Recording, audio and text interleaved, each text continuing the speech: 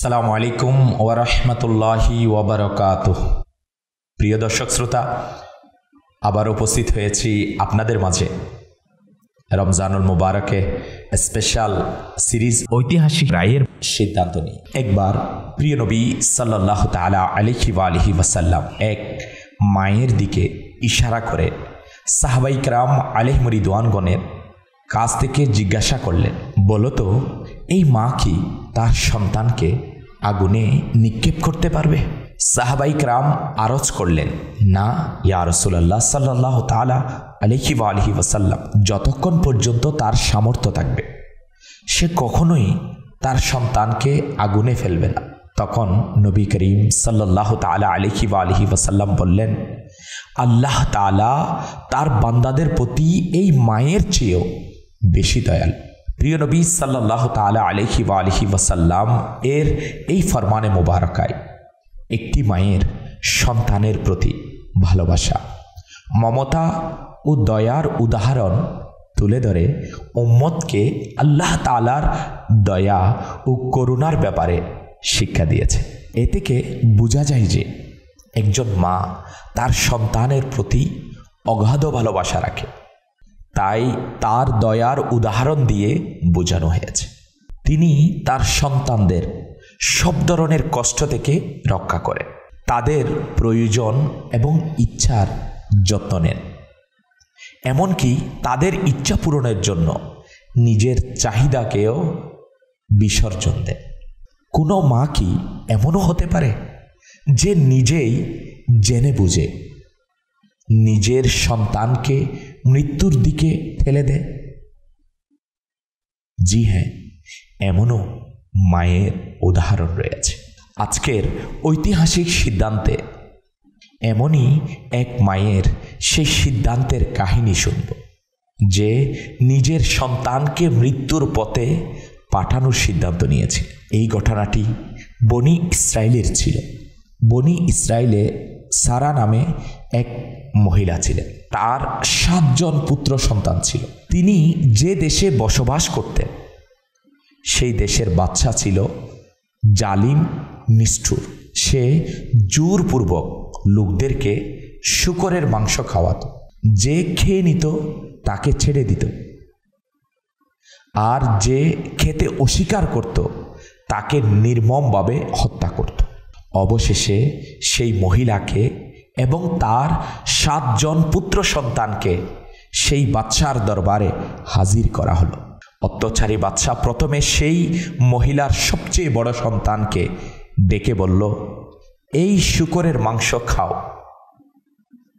ছেলেটি উত্তর দিল, আমি কখনোই আল্লাহ তাআলার পক্ষ থেকে হারামকৃত বস্তু আহার করব না। বাদশা তার কথা শুনে অত্যন্ত ক্ষিপ্ত হয়ে উঠল এবং আদেশ দিল, একে কঠিন শাস্তি দেওয়া হোক।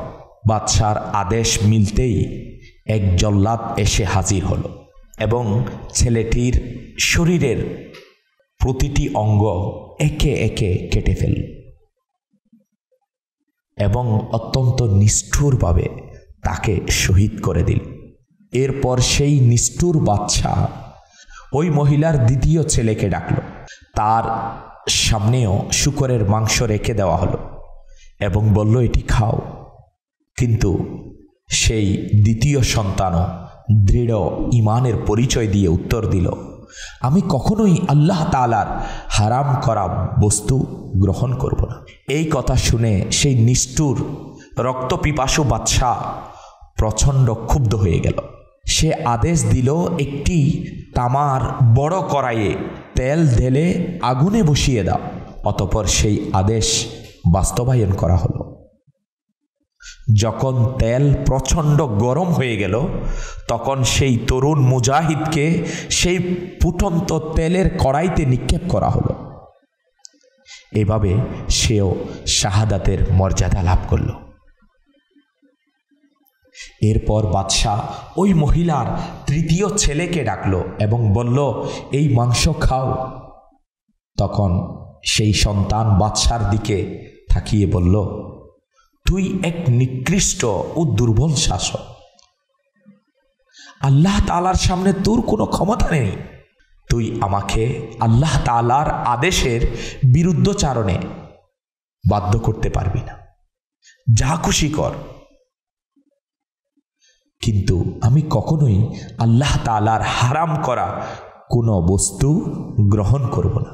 প্রিয় দর্শক শ্রোতা, বাদশাহ এই কথা শুনে অট্টহাসি দিল এবং লোকদের উদ্দেশ্য করে বলতে লাগলো, তোমরা কি জানো সে আমাকে কেন গালি দিল?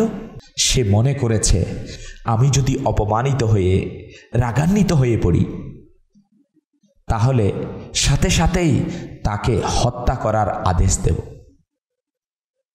এতে সে সহজেই মৃত্যুবরণ করবে, কিন্তু আমি তা কখনোই করব না। এরপর সেই নিষ্ঠুর বাদশাহ আদেশ দিল, এর জন্য সবচেয়ে কঠিন শাস্তির ব্যবস্থা করা হোক। অতঃপর সেই নিষ্ঠুর বাদশার আদেশে প্রথমে সেই তরুণের গলায় থাকা চামড়া কেটে ফেলা হল। এরপর তার মাথা ও মুখের চামড়া টেনে তুলে নেওয়া হলো। এই নির্মম অত্যাচারের মধ্য দিয়ে তাকেও শহীদ করে দেওয়া হলো। এরপর সেই অত্যাচারী বাদশাহ একইভাবে বিভিন্ন ভয়ঙ্কর পদ্ধতিতে বাকি ভাইদেরকেও নির্মমভাবে হত্যা করল। অবশেষে শুধু সবচেয়ে ছোট ভাইটি জীবিত রইল। তখন বাদশাহ ওই সন্তানদের মায়ের কাছে খবর পাঠিয়ে বলল, তোকেও আমি একইভাবে হত্যা করব, তবে যদি নিজের ও এই সন্তানের জীবন বাঁচাতে চাও তাহলে একে নির্জনে নিয়ে বুঝিয়ে বলো, যদি সে শূকরের মাংস খায় মাত্র এক টুকরোও খেতে রাজি হয় তাহলে আমি তোমাদের দুজনকে মুক্তি দেব এবং নির্বিঘ্নে জীবনযাপনের সুযোগ দেব। যখন সেই মহিলা বাদশাহের পক্ষ থেকে এই অফার শুনলেন তখন তিনি বললেন, ঠিক আছে, আমি তাকে বোঝানোর চেষ্টা করব। এরপর তিনি নিজের ছোট ছেলেকে একান্তে নিয়ে গেলেন এবং বললেন, হে আমার প্রিয় সন্তান, তুমি কি জানো তোমার ভাইদের প্রত্যেকের উপর আমার একটি দাবি, প্রত্যেকের উপর আমার একটি অধিকার আছে। তোমার ভাইদের প্রত্যেকের উপর আমার একটি অধিকার ছিল। এর কারণ হলো তোমার ভাইদের আমি 2 বছর করে দুধ পান করিয়েছি, কিন্তু তোমার জন্মের কিছুদিন আগে তোমার বাবা ইন্তেকাল করেন। এরপর যখন তুমি জন্ম নাও তখন তুমি ছিলে অত্যন্ত দুর্বল। আমি তোমার এই দুর্বলতা এবং তোমার প্রতি আমার গভীর ভালোবাসার কারণে তোমাকে 4 বছর ধরে দুধ পান করিয়েছি। প্রিয় সন্তান, আমি তোমাকে আল্লাহ তাআলার কসম দিয়ে এবং আমার অনুগ্রহের সেই কসম দিয়ে বলছি, যা আমি তোমার প্রতি করেছি, তুমি কখনোই এমন কিছু খেও না যা আল্লাহ তাআলা হারাম করেছে, এবং কিয়ামতের দিন তোমার ভাইদের সঙ্গে এমন অবস্থায় সাক্ষাৎ করো না যে তুমি তাদের দলভুক্ত না হও। যখন সেই সৌভাগ্যবান সন্তান তার মায়ের এই কথা শুনল তখন বলল, মা, আমি তো ভয় পাচ্ছিলাম যে হয়তো আপনি আমাকে শূকরের মাংস খাওয়ার জন্য বলবেন, কিন্তু আল্লাহ তাআলার প্রতি কৃতজ্ঞতা যে তিনি আমাকে আপনার মতো এক মহান মা দান করেছে। প্রিয় দর্শক শ্রোতা, এরপর সেই মহান মহিলা তার ছেলেকে নিয়ে বাদশার সামনে এলেন এবং বললেন, এই নাও, এখন সে আমার কথা মতোই করবে। এই কথা শুনে বাদশাহ খুবই আনন্দিত হলো। সে ভাবল, এখন হয়তো ছেলেটি নিশ্চয়ই শূকরের মাংস খেয়ে ফেলবে। কিন্তু সে জানত না যে এই মা আল্লাহ পাকের সন্তুষ্টির জন্য নিজের সন্তান, এমনকি সবচেয়ে ছোট ও প্রিয় ছেলের মৃত্যুর সিদ্ধান্ত নিয়েছে। বাদশাহ ছেলেটির দিকে শূকরের মাংস বাড়িয়ে দিয়ে বলল, এই নাও, এর থেকে কিছু খেয়ে নাও। এই কথা শুনে সাহসী যুবক সাহসিকতার সাথে জবাব দিল, আল্লাহ পাকের কসম, আমি কখনোই এমন কিছু খেতে পারবো না যা আল্লাহ তাআলা হারাম করেছেন।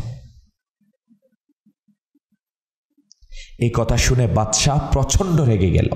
এরপর সেই নিষ্ঠুর শাসক তার মায়ের সামনেই তার প্রিয়তম সন্তানকে নির্মমভাবে হত্যা করল। এইভাবে সেই ছোট ভাইও তার শহীদ হওয়া ভাইদের সঙ্গে মিলিত হলো। এরপরও বাদশাহ সেই মহিলাকে উদ্দেশ্য করে বলল, আমার মনে হচ্ছে তোর সঙ্গেও আমাকে একই আচরণ করতে হবে যেমনটা তোর ছেলেদের সঙ্গে করেছি। আর বলল, এই বৃদ্ধা ধ্বংস হোক তোর, তুই যদি মাত্র এক লোকমা খেয়ে ফেলিস তাহলে আমি তোকে মন মতো পুরস্কার দেব, তুই যা চাইবি আমি তাই করব, শুধু এক লোকমা খেয়ে নে, এরপর বিলাসবহুল জীবন উপভোগ করবি। এই কথা শুনে সেই মহান মা উত্তর দিলেন, হে অত্যাচারী, তুই আমার সামনে আমার সন্তানদেরকে হত্যা করেছিস, আর এখন তুই চেয়েছিস যে আমি তোর কথা অনুযায়ী আল্লাহ পাকের অবাধ্যতা করব। আমার সন্তানদের মৃত্যুর পর আমার জন্য এই জীবনের আর কোনো মূল্য নেই। আল্লাহ তাআলার কসম, তুই যা ইচ্ছা করতে পারিস কর, কিন্তু আমি কখনোই আল্লাহ পাকের হারামকৃত বস্তু গ্রহণ করব না। প্রিয় দর্শক শ্রোতা, এই কথা শুনে সেই নিষ্ঠুর ও বর্বর বাদশাহ তাকেও নির্মমভাবে হত্যা করিয়ে দিল। এভাবেই সেই মহান মায়ের রূহ তার মহান শহীদ সন্তানদের কাফেলার সাথে মিলে গেল। তিনি এই দুনিয়া থেকে বিদায় নিলেন, কিন্তু তার নাম ইতিহাসের পাতায় চিরকাল অমর হয়ে রইল।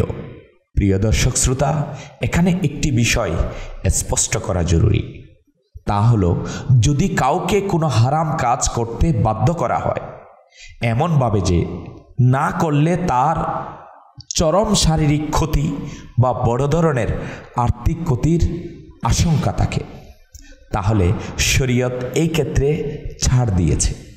যে ব্যক্তি বাধ্য হয় সে নিজের জীবন ও সম্পদ রক্ষার জন্য সেই হারাম কাজটি করতে পারে, তার উপর আল্লাহ পাকের পক্ষ থেকে কোনো গুনাহ হবে না। তবে এটি প্রত্যেক ব্যক্তির নিজের ঈমানের স্তরের উপর নির্ভর করে। কিছু লোক শরীয়তের দেওয়া এই ছাড় গ্রহণ করে, আর কিছু লোক উচ্চতর তাকওয়ার অধিকারী হওয়ার কারণে এবং কোনোভাবেই হারাম কাজ করতে রাজি হয় না, যেমনটি এই মহান মা ও তার সন্তানরা করেছে। প্রিয় দর্শক শ্রোতা, এই কথা বলেই আজকের এপিসোডের সমাপ্তি টানছি। ইনশাআল্লাহুল করিম আবারও দেখা হবে এক নতুন ঐতিহাসিক সিদ্ধান্ত নিয়ে। সাল্লু আলাল হাবিব সাল্লাল্লাহু তাআলা আলা মুহাম্মদ সাল্লাল্লাহু তাআলা আলাইহি ওয়া আলিহি ওয়াসাল্লাম।